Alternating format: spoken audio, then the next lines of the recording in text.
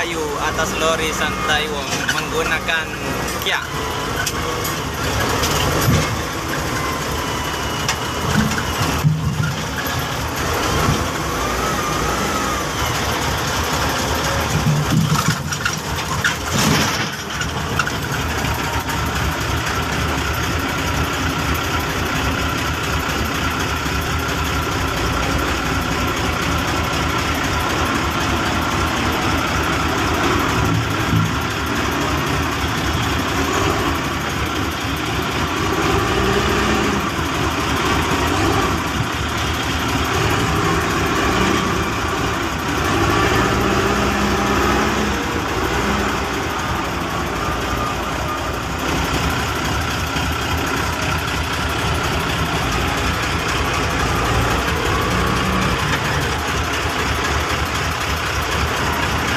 Di sini Anda semua boleh saksikan bagaimana cara isi kayu ataupun turunkan kayu di atas San Taiwan Malaysia Sendirian Berhad ya.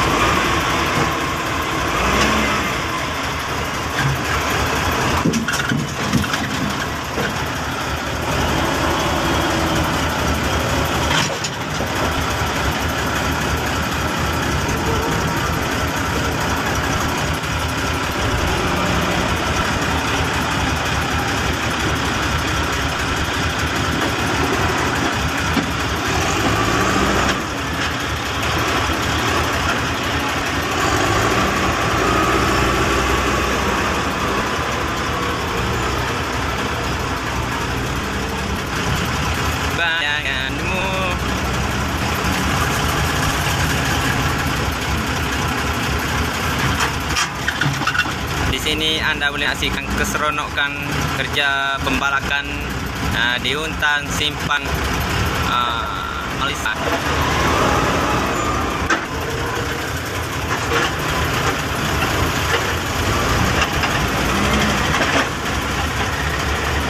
Anda semua boleh melihat kayu kayan yang banyak.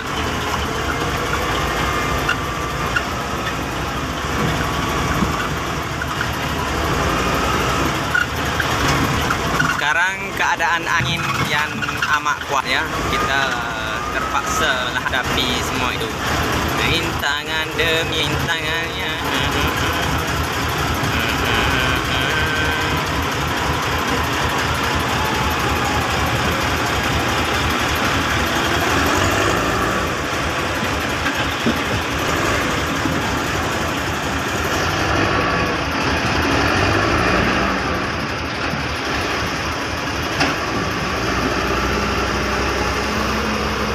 Borong layang-layang kacau ah, jangan kacau ah. Nanti kau panas gua pekang tu.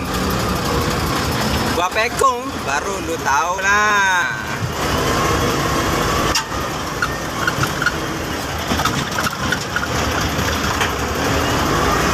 Okey, nampaknya guys, kayu dah habis.